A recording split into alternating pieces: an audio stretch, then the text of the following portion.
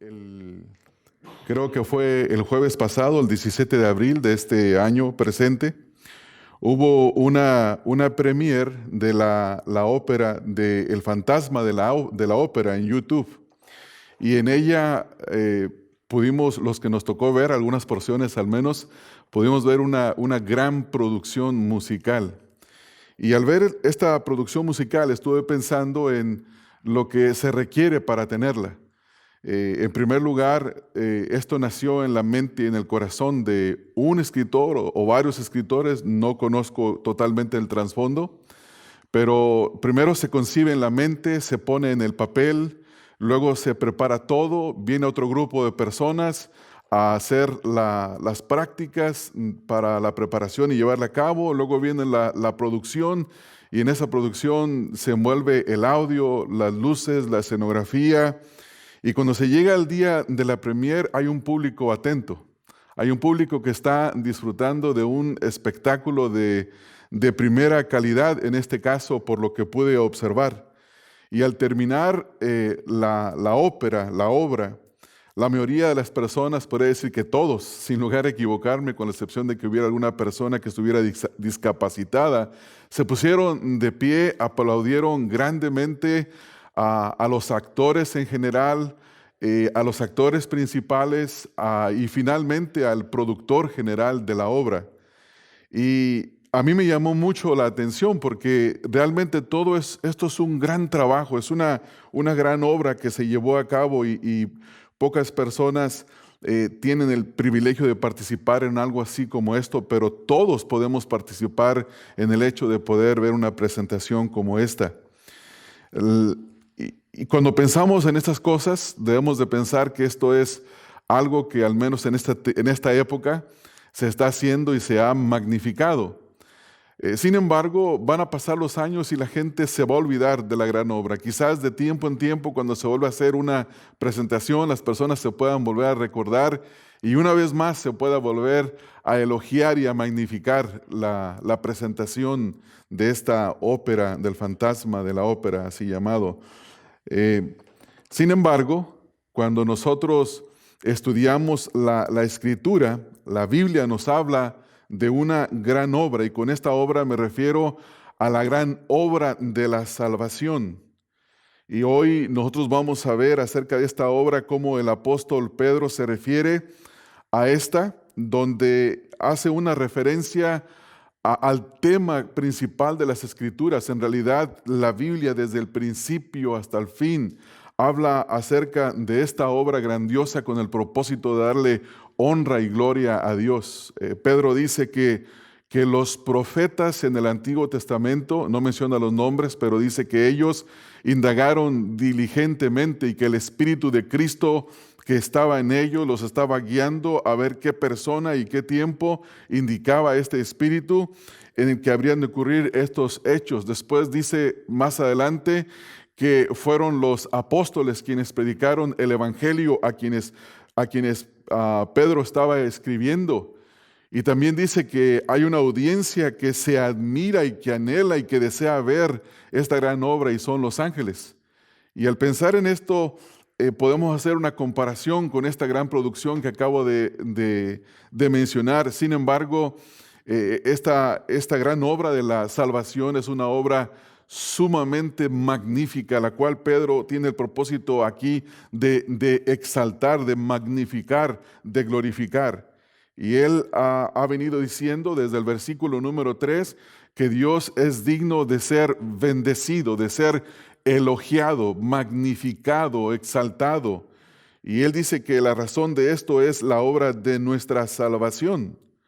Y esta gran salvación que él está describiendo en este pasaje, específicamente desde el versículo número 3 hasta el versículo número 12, tiene el propósito de describirla y de magnificarla con el propósito de que el autor de esta salvación sea grandemente elogiado, sea magnificado.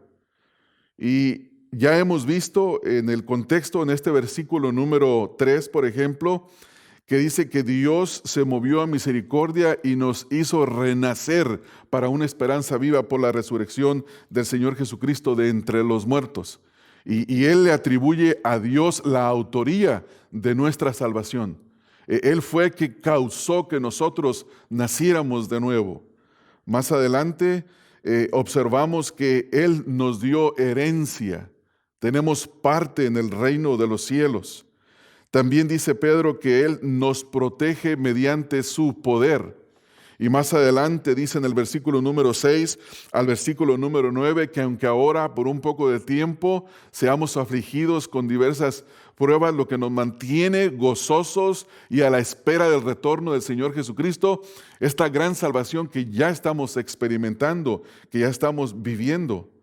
Ahora en los versículos número 10 al versículo número 12, Él va a mostrar a los creyentes a quien está escribiendo que esta no es cualquier obra, esta no es cualquier cosa, esta es la gran obra de Dios que Dios había planeado desde el principio, que los profetas en el Antiguo Testamento habían profetizado, indagado, buscado, que el Espíritu de Dios que estaba en ellos, el Espíritu de Cristo los estaba moviendo, y que los apóstoles en quienes el Espíritu de Dios había venido a morar permanentemente, habían predicado el Evangelio, y que los ángeles que estaban observando esto realmente anhelaban, deseaban fervientemente ver esta obra, esta magnificencia. Entonces, hermanos, al ver esta porción de la Escritura, en esta mañana nosotros lo que vamos a estar aprendiendo es acerca de los medios de cómo Dios ha magnificado esta gran salvación. Y Pedro aquí habla de 4 medios. El primero de ellos fueron los profetas del Antiguo Testamento. Ellos estudiaron nuestra gran salvación. En segundo lugar, el Espíritu Santo que los inspiró. En tercer lugar, los apóstoles quienes predicaron el Evangelio. Y en cuarto lugar, los ángeles que admiran y magnifican esta gran salvación. Y voy a invitarlos a que leamos el pasaje. Dice: los profetas que profetizaron de la gracia venidera a vosotros inquirieron diligentemente, indagaron acerca de esta salvación, escudriñando qué persona y qué tiempo indicaba el Espíritu de Cristo que estaba en ellos, el cual anunciaba de antemano los sufrimientos de Cristo y las glorias que vendrían tras ellos.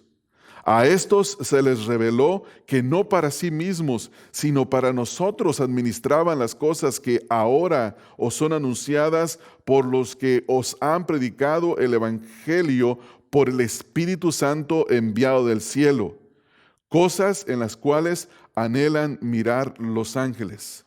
Vamos a ver el primer agente o el primer medio que fueron los profetas del Antiguo Testamento.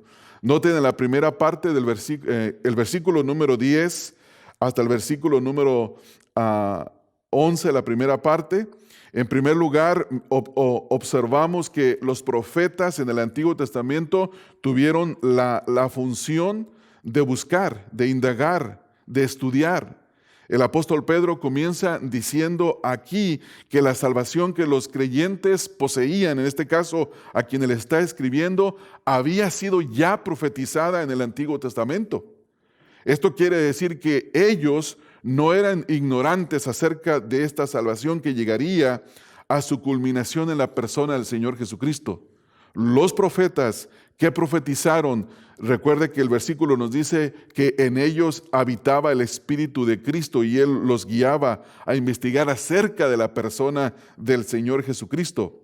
Ahora, esto no quiere decir que ellos no poseían el Evangelio. Ellos tenían las promesas del Evangelio y en realidad ellos lo conocían, pero en forma profética, sin que los eventos hubieran ocurrido. Y esto hace que ellos miraran hacia el futuro, hacia el Mesías que habría de venir, así como nosotros hoy miramos hacia el pasado, a la misma obra que ya ha ocurrido. Ellos veían hacia adelante, nosotros miramos hacia atrás. Y note que aquí el versículo nos dice: los profetas que profetizaron de la gracia destinada a vosotros. Note que fueron los profetas que profetizaron acerca de esta salvación.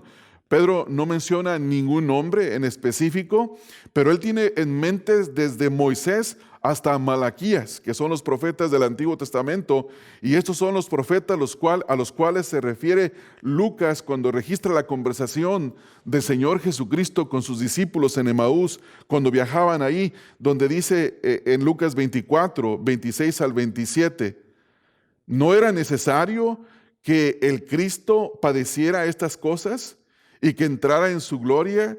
Y comenzando desde Moisés y siguiendo por todos los profetas, les declaraba en todas las escrituras lo que de él decían.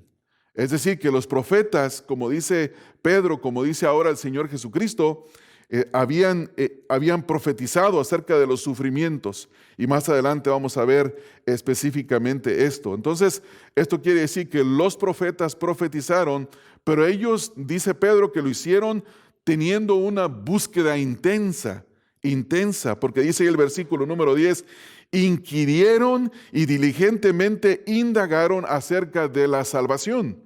Ahora Pedro nos dice aquí que estos profetas fueron diligentes en inquirir, en indagar diligentemente lo que ellos estaban profetizando. Al parecer se interesaron acerca de la venida del Mesías, de sus sufrimientos y de la resurrección y los resultados de toda su obra, porque eso fue lo que ellos habían profetizado. Estos dos términos que utiliza aquí Pedro enfatizan la intensidad con la que ellos se dispusieron a investigar.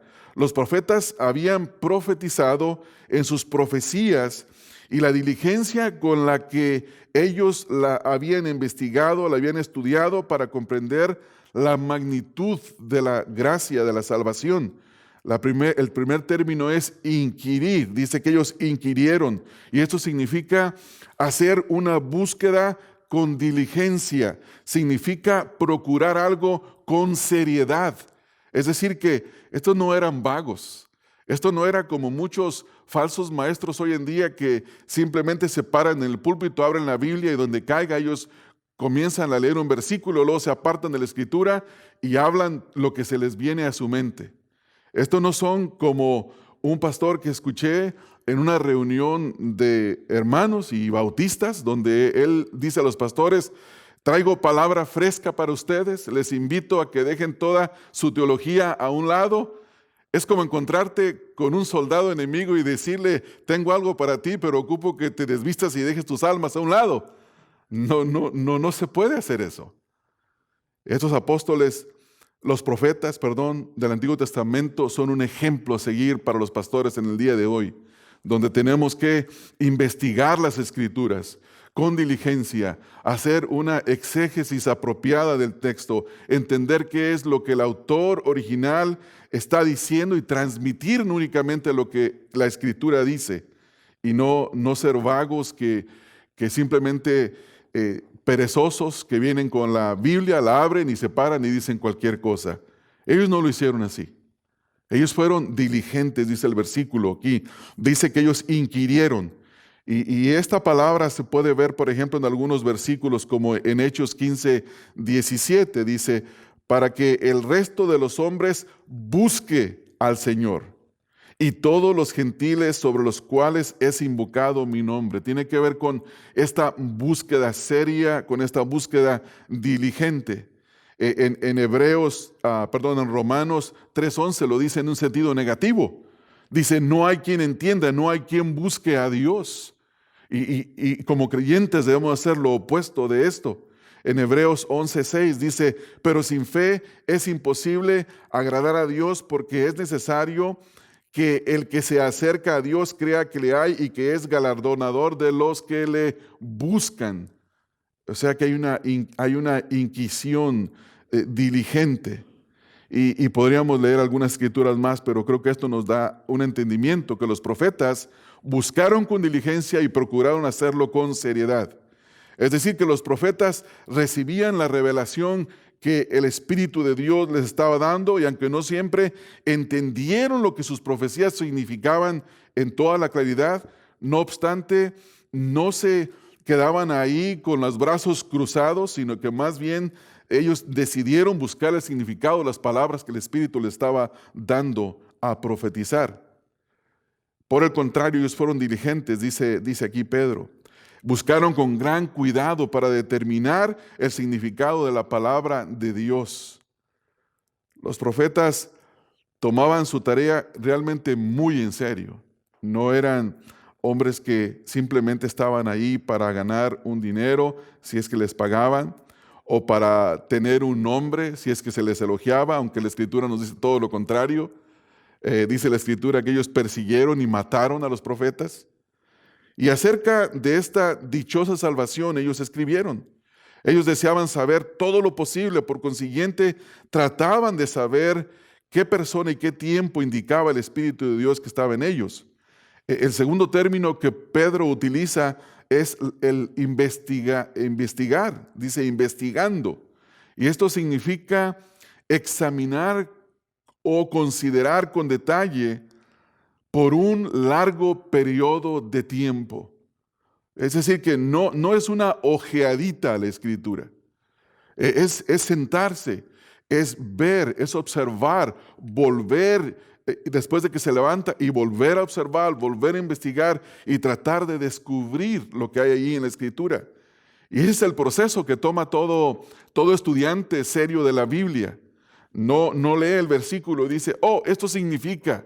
No, tiene un proceso, se sienta, medita, hace lo que hacen una buena digestión, así como las ovejas que tienen varias digestiones cuando comen, así como las vacas. Usted quizá las ha visto que después de que estuvieron comiendo pasto, después se echan y vuelven a sacar el bocado que ya habían comido y lo repasan.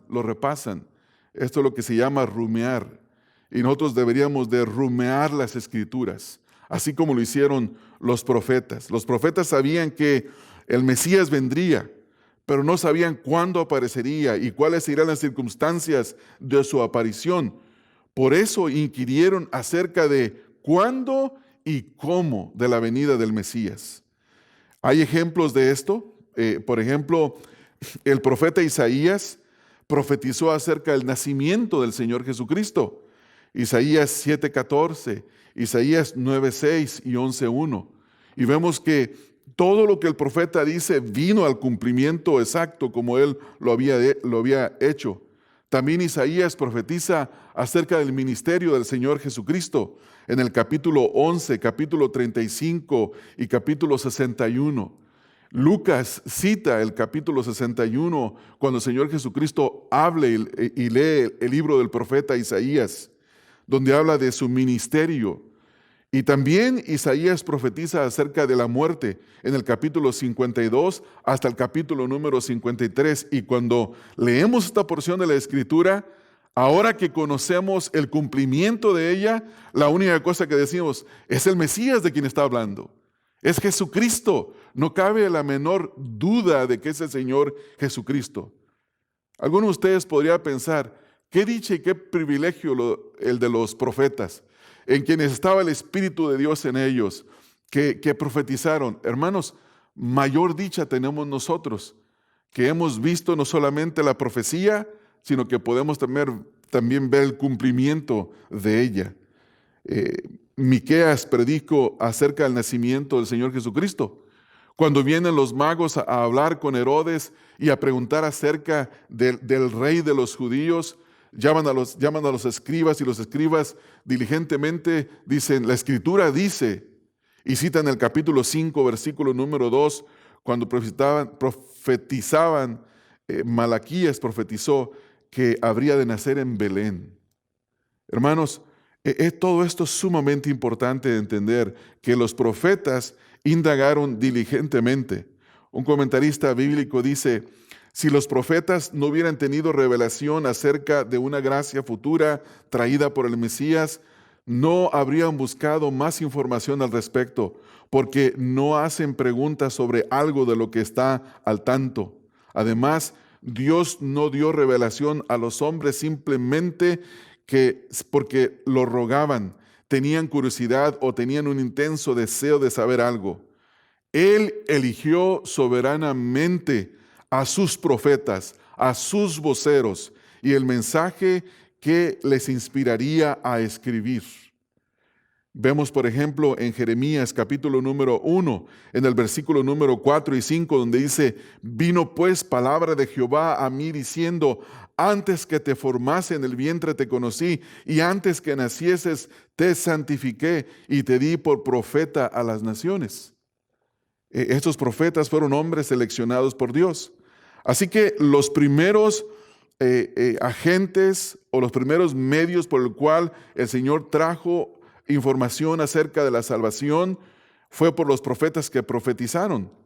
Ahora veamos, hermanos, el segundo medio que Dios utilizó para hablar de la gran salvación, y es el Espíritu Santo, quien actuó en la revelación y quien actúa ahora en la iluminación de la predicación de la Escritura. El versículo número 11 dice: escudriñando qué persona y qué tiempo indicaba el Espíritu de Cristo que estaba en ellos, el cual anunciaba de antemano los sufrimientos de Cristo y las glorias que vendrían tras ellos. En primer lugar, hermanos, noten que dice ahí que ellos escudriñaron, y escudriñaron qué persona y qué tiempo. Esto habla del tiempo y de las circunstancias. La palabra que utiliza aquí Pedro para escudriñar se refiere al hecho de que los profetas intentaron conocer, desearon investigar, de descubrir qué persona y qué tiempo había de manifestarse por el Mesías prometido. Y esta palabra es escudriñar, significa hacer un examen minucioso, hacer un esfuerzo cuidadoso o minucioso para saber o aprender algo. Es como cuando una persona va al doctor a un examen general. Simplemente lo pesan, le revisan los oídos, los ojos, le miden la presión, pero eso no es algo, eso no es una escudriñación de la salud de la persona. Sin embargo, cuando a esta persona le hacen eso, más lo meten a una máquina nueva, un escáner, y le hacen todo un scan de todo su cuerpo, pueden ver intensamente, con cuidado, con minuciosidad, todas las cosas internas. Esto es lo que está diciendo aquí Pedro, que ellos escudriñaron qué persona y qué tiempo. En resumen, lo que ellos estaban haciendo era escudriñar con esta actividad para investigar y estudiar y determinar el significado. Ellos no eran como algunos predicadores en el día de hoy, donde abren la Biblia y dicen: es que a mí me parece que, pero yo no sé qué ustedes piensan. ¿Qué significa para ti? No, ellos sabían. Ellos diligentemente se paraban y podían decir: así dice el Señor.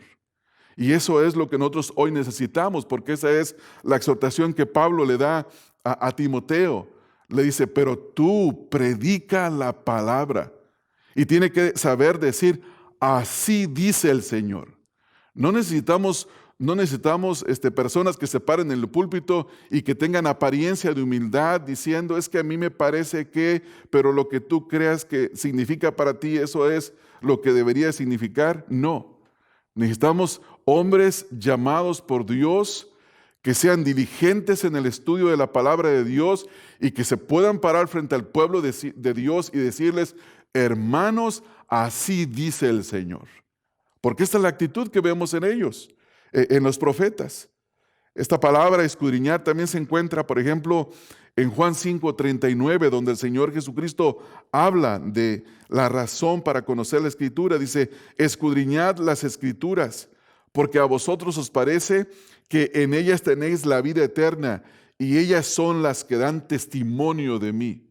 Ellos escudriñaron. Hoy debemos de escudriñar.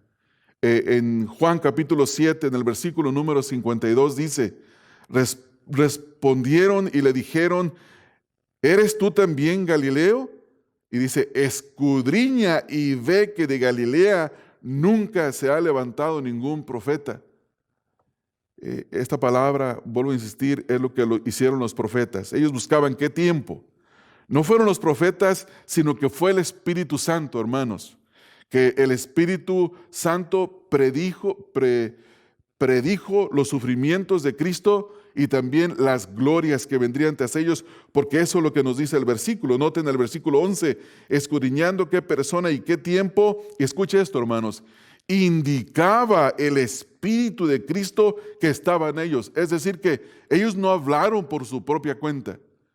Pedro dice aquí en la segunda epístola, en segunda de Pedro, en el capítulo número 1, en el versículo 21, haciendo referencia a los siervos de Dios, la forma en la que ellos hablaron, dice, ellos no hablaron lo que se les venía en gana. Dice, porque nunca la profecía fue traída por voluntad humana, sino que los santos hombres de Dios hablaron siendo movidos, inspirados por el Espíritu Santo. Y eso es exactamente lo que está diciendo aquí. Es el Espíritu de Cristo que estaba en ellos, el que los movía a ellos, les indicaba. En Hechos 16, versículo número 7, dice, y cuando llegaron a Misa, intentaron ir a Bitinia, pero el Espíritu no se los permitió. En el Nuevo Testamento vemos que es el Espíritu Santo prohibiéndole a Pablo y a sus acompañantes no ir a cierto lugar. Entonces es el que mueve. Aquí Pedro nos está indicando que Cristo ya existía en los profetas guiándolos. El Espíritu de Cristo ya moraba en ellos. Aunque el ministerio del Espíritu Santo en el Antiguo Testamento no es como el ministerio en el Nuevo. En el Antiguo venía, habitaba, pero se iba. En el Nuevo Testamento ha venido para quedarse permanentemente en los creyentes, en cada verdadero creyente en la iglesia. Ahora, ¿qué indicaba? El versículo número 11 dice aquí que el Espíritu indicaba acerca de Cristo que estaba en ellos, el cual anunciaba de antemano. ¿Qué profetizó de antemano? Dos cosas: los sufrimientos de Cristo y las glorias que vendrían tras ellos. Este es el mensaje del Nuevo Testamento, del Antiguo Testamento que se cumple en el Nuevo Testamento.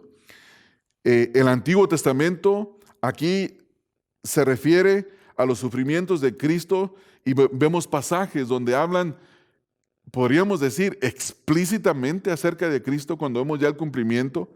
Un ejemplo de ello es Salmo número 22, donde habla del sufrimiento de Cristo. Otro ejemplo, lo que ya mencioné, Isaías 52, en el capítulo 52 y 53. Otro ejemplo, Daniel capítulo número 9, Zacarías capítulo número 12, Salmo 89, Lucas 24 y vemos una culminación en Apocalipsis 19. Pero en Lucas 24 a 27, un pasaje que ya leí, pero quiero volver a leerlo, dice, entonces Él les dijo, oh insensatos y tardos de corazón para creer todo lo que los profetas habían dicho. ¿No era necesario que el Cristo padeciera estas cosas y que entrara en su gloria? Y comenzando desde Moisés y siguiendo por todos los profetas, les declaraba en todas las escrituras lo que de él decían. Es decir que la crucifixión del Señor Jesucristo, sus sufrimientos, su resurrección y su ascensión no fue algo fortuito o inesperado. Fue el plan de Dios que ya estaba profetizado y así se habría de cumplir. Cuando habla de las glorias se refiere a la gran verdad de la resurrección. Porque la Escritura, la doctrina de la resurrección, como lo mencioné la semana pasada, es la doctrina donde se sustentan todas las doctrinas de la Escritura, al menos las Escrituras de la salvación. Sin la resurrección del Señor Jesucristo no sirve ni la elección, ni el llamado, ni la justificación, y jamás habría glorificación. Por eso, la gloria de la que los profetas estaban hablando en primer lugar se refiere a la gloriosa resurrección del Señor Jesucristo de entre los muertos.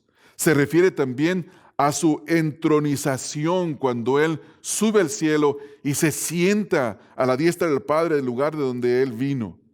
Y esto fue profetizado en el Antiguo Testamento, en Isaías 9, 6 al 7, dice, porque un niño nos es nacido, hijo nos es dado, y el principado sobre su hombro, y se llamará su nombre admirable, consejero, Dios fuerte, Padre eterno, príncipe de paz.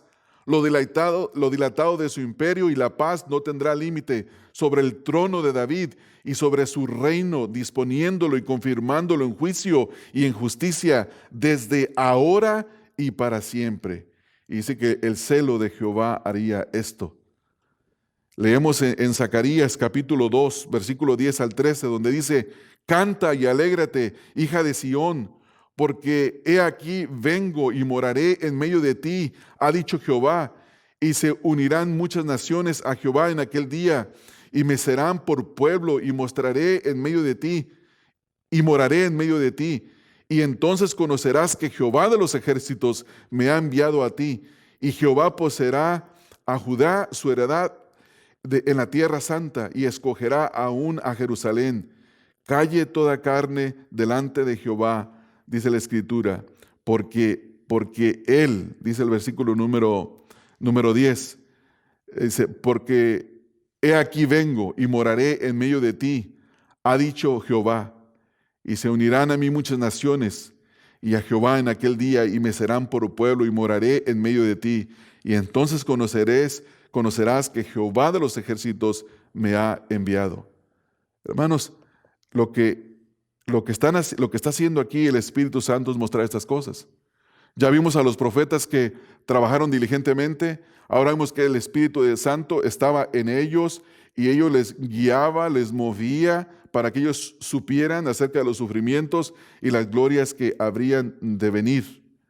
Ahora también noten lo que dice ahí en el versículo número 12. A estos se les reveló que no para sí mismos, sino para nosotros. ¿Qué es lo que observamos ahí, hermanos? Que ellos tuvieron un ministerio que en realidad estaba restringido. Ellos sabían, ellos supieron, ellos entendieron.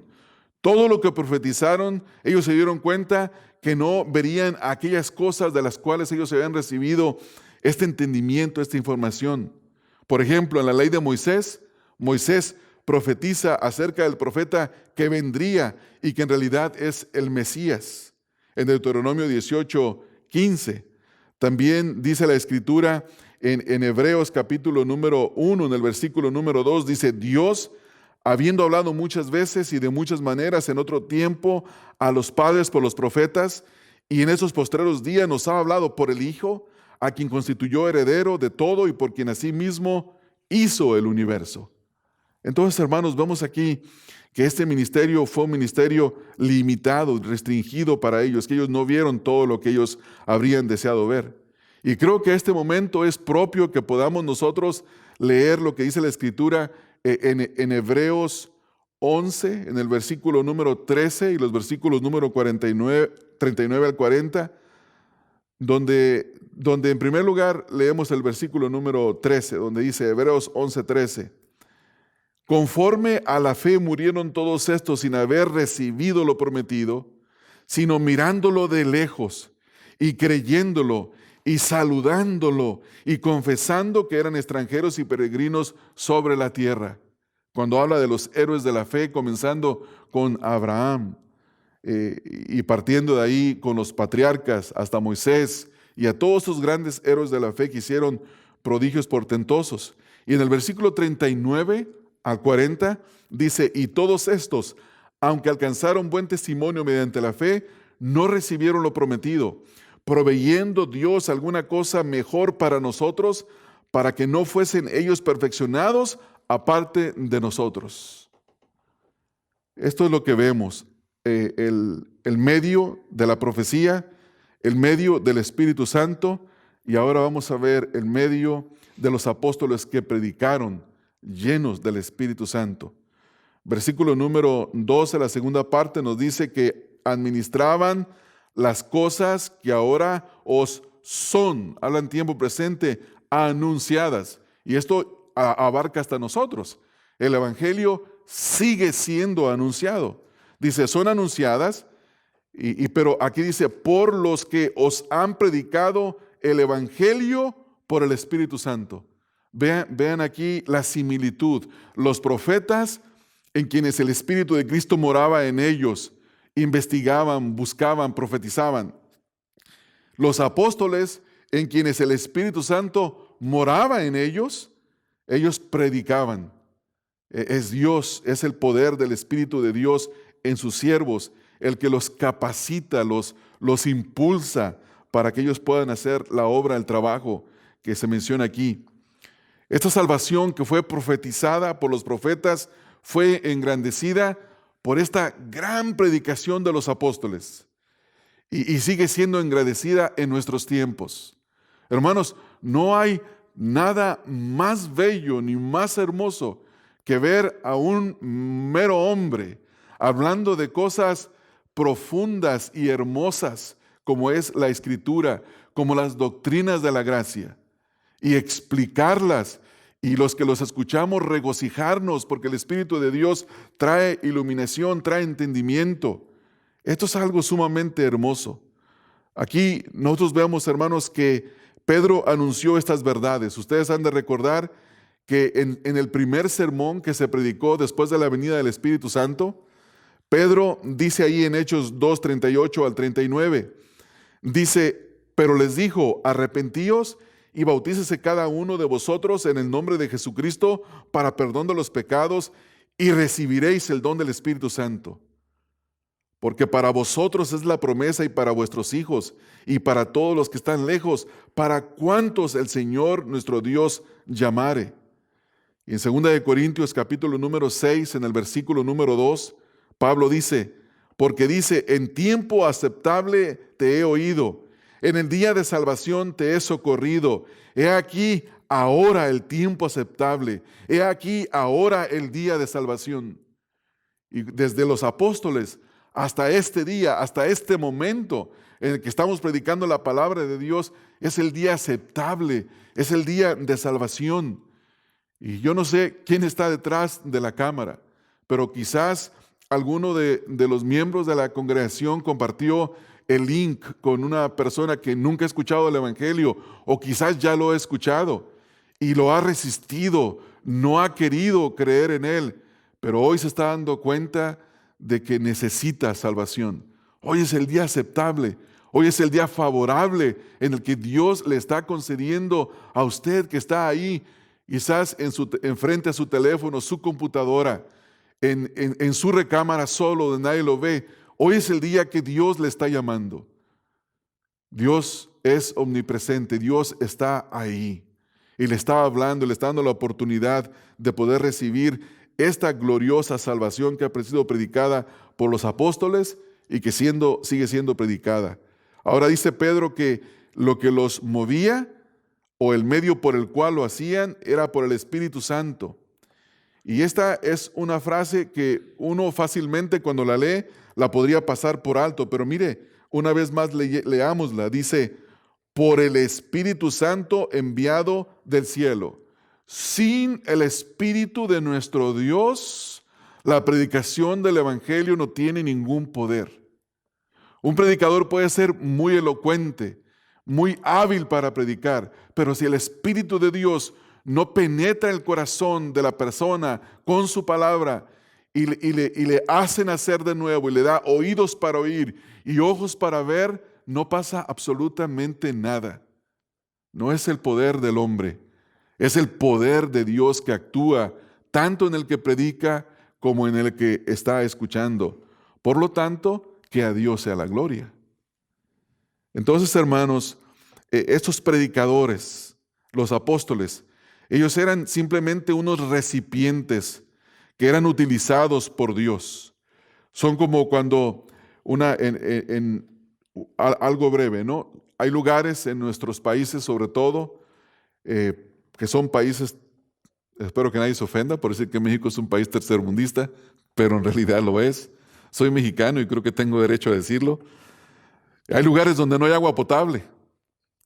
Y cuando llega el agua potable a esos lugares, porque el gobierno decidió invertir para que las personas pudieran tener el agua potable, la gente no alaba las pipas, los conductos de agua.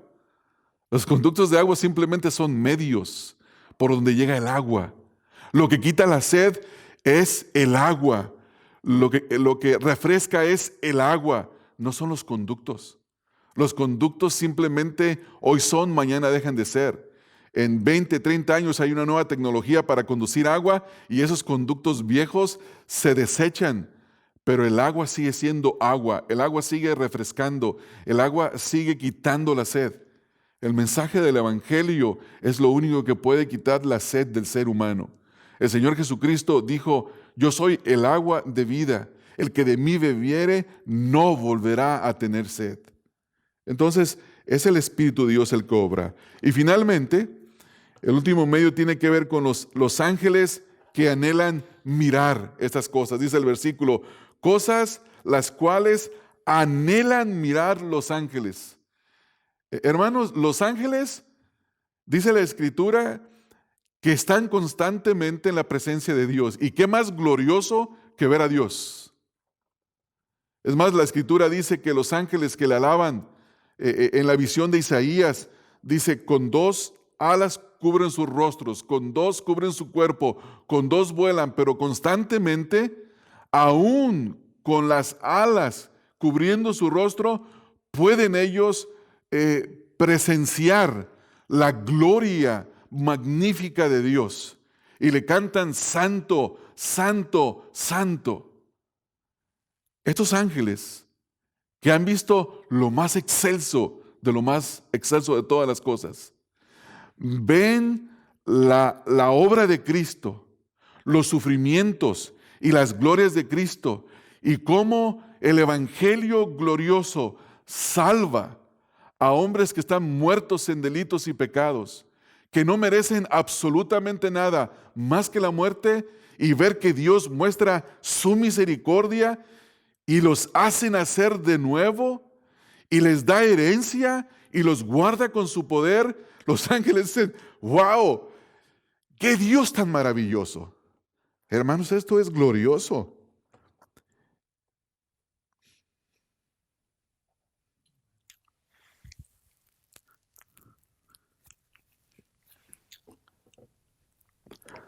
Y aquí ahora dice Pedro, dice: los ángeles no solamente tienen una simple curiosidad, no son espectadores curiosos. Ellos tienen un anhelo intenso por saber acerca de esta salvación. Y Pedro utiliza aquí una palabra que es muy fuerte. Es una palabra que describe tener un fuerte deseo, un impulso que abruma a la persona, que no se satisface fácilmente. Es un término, hermanos, que indica el interés que los ángeles tienen en la salvación. No es que ellos necesitan salvación, o no es simplemente una curiosidad antojadiza, secundaria, sino una fuerte pasión que los consume. Hermanos, que nosotros podamos tener esa pasión por leer acerca de nuestra salvación. Debemos de imitar a los ángeles en ese sentido. Que cuando leamos el Evangelio no digamos: oh sí, eso ya lo leí. Que sea algo como que no necesitamos de leerlo. Que tengamos la pasión, el deseo ardiente por leer la Escritura, por ver la obra de nuestra salvación. Ellos quieren mirar, dice la Escritura, cosas en las cuales anhelan con este deseo ardiente. Yo no sé cómo se siente usted después de un día de trabajo. Ha trabajado todo el día, desayunó muy temprano, llegó a su casa tarde y quiere comer, tiene ganas de comer. Y si le ponen a usted simplemente un pan con un poco de mantequilla, eso no lo va a saciar. Su estómago tiene un deseo ardiente, tiene un deseo que quiere satisfacerse, quiere llenarse. Y eso mismo tienen los ángeles el deseo de hacer. Ellos quieren, no se llenan de la salvación, ellos quieren mirar. Y literalmente esta palabra dice: cosas que anhelan mirar a los ángeles. ¿Sabe qué significa? Estirar el cuello para ver así. Ellos quieren ver de primera mano. Parecen como la actitud de Zaqueo cuando Jesús venía y él, por una estatura muy bajita, se sube a un árbol para poder ver con claridad. Esto es algo tremendo. Ellos anhelan, ellos quieren mirar la obra de la salvación. Un comentarista bíblico dice: tienen una santa curiosidad por comprender el tipo de gracia que muestra que nosotros hemos experimentado, pero que ellos nunca experimentarán. Los santos ángeles no necesitan ser salvados. Los ángeles caídos no pueden ser salvados, pero los santos buscan entender la salvación para poder glorificar a Dios más plenamente que en su razón principal de existencia. ¿No es así, hermanos? ¿No es así que cuando realmente conocemos la palabra de Dios más profundo, le damos una mejor adoración a nuestro Dios?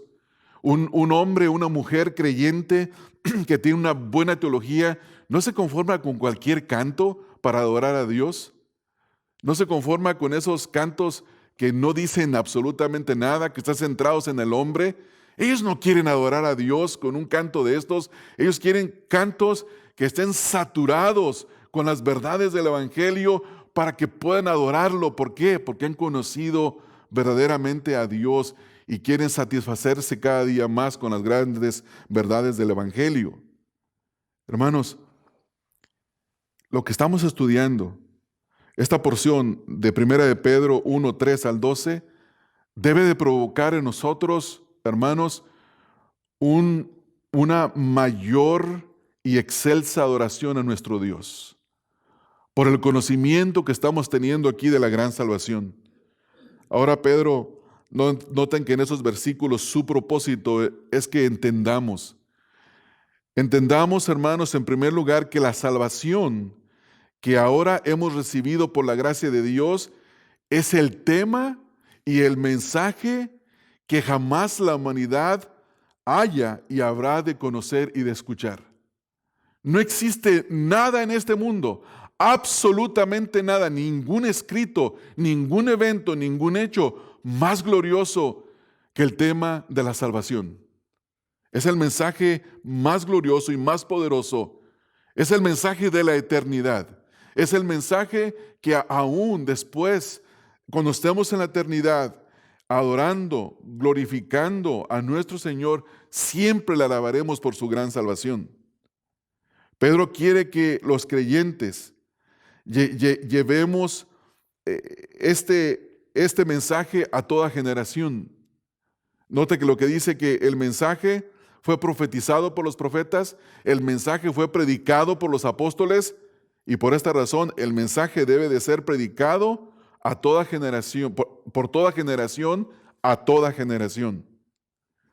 Este mensaje debe de ser celebrado y Dios debe de ser exaltado por esta gran salvación. Hermanos, no hay nada más importante que el mensaje del Evangelio, porque solamente a través de la predicación se ofrece salvación y vida eterna. Pregunta: ¿cómo podemos responder a esta gran salvación ofrecida por Dios? Si usted no es una persona creyente, no se identifica como un cristiano, no dice Jesucristo es mi Salvador, la forma en la que usted debe de responder, en primer lugar, es arrepentirse y tener fe en Jesucristo.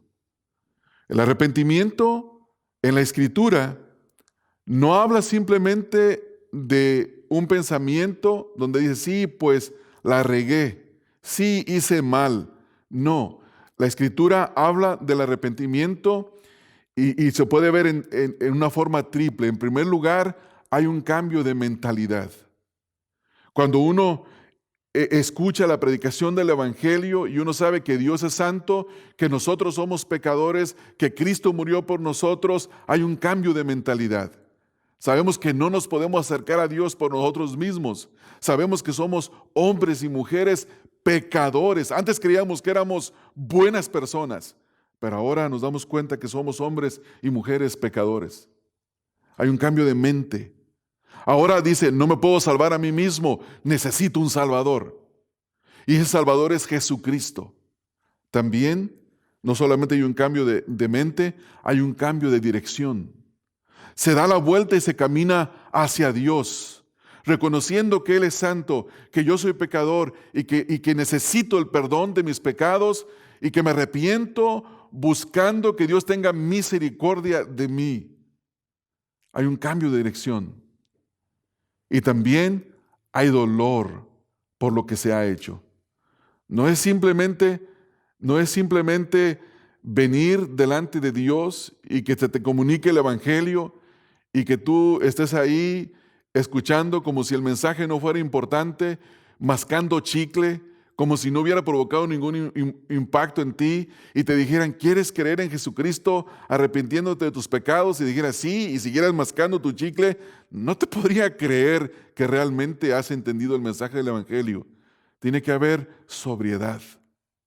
Tiene que entender, sí, he hecho mal. Necesito que Dios tenga misericordia de mí. Y Él viene en su misericordia, perdona. Ahora, ¿cómo debe responder? Tiene que tener fe en Jesucristo. Fe en que Jesucristo es el único mediador entre Dios y los hombres. Fe en que Jesucristo es el único camino hacia Dios. Y depositar toda tu confianza, echarte a los brazos de Cristo, así como un bebé se arroja a los brazos de su padre y no se suelta porque ahí se siente seguro. Solamente en Jesucristo puedes tener esa seguridad.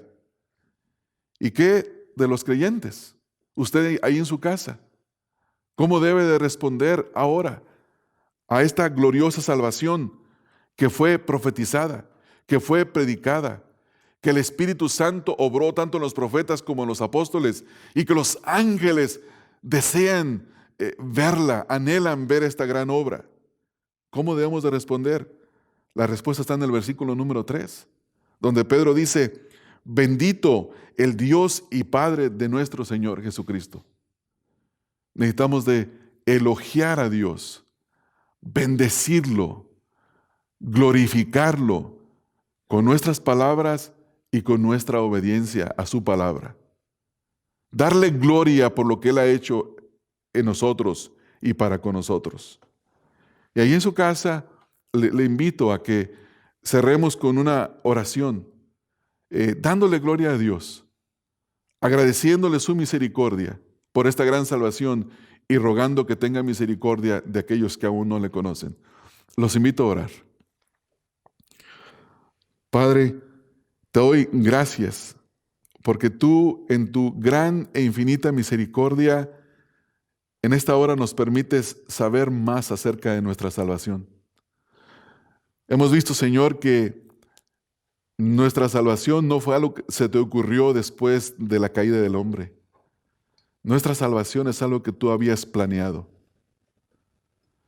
Señor, vemos que tú moviste a tus santos profetas en quienes el Espíritu de Cristo moraba para que ellos profetizaran y ellos indagaran qué persona y qué tiempo y cuáles eran las glorias, los sufrimientos y las glorias de Cristo que habrían de venir.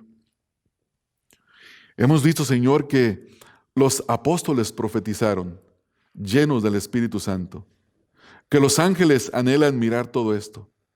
Y concluimos en que es una gran y magnífica salvación la que tú nos has dado. Y como resultado de eso, Señor, te alabamos. Bendecimos tu nombre. Te exaltamos, te elogiamos, Señor. Porque tú, siendo Dios santo, eres Dios misericordioso. Siendo Dios justo, eres Dios que ha manifestado su amor para con nosotros en la persona de nuestro Señor Jesucristo. Y ruego también por quienes han escuchado tu palabra, que tú les des ojos para ver y oídos para oír, y que ellos vengan a ti en arrepentimiento y en fe para con nuestro Señor Jesucristo, para que ellos puedan tener salvación y vida eterna. Ruego estas cosas, Padre, en el nombre de Cristo Jesús. Amén. Amén. Que el Señor les bendiga y esperamos vernos pronto. Dios les bendiga, hermanos.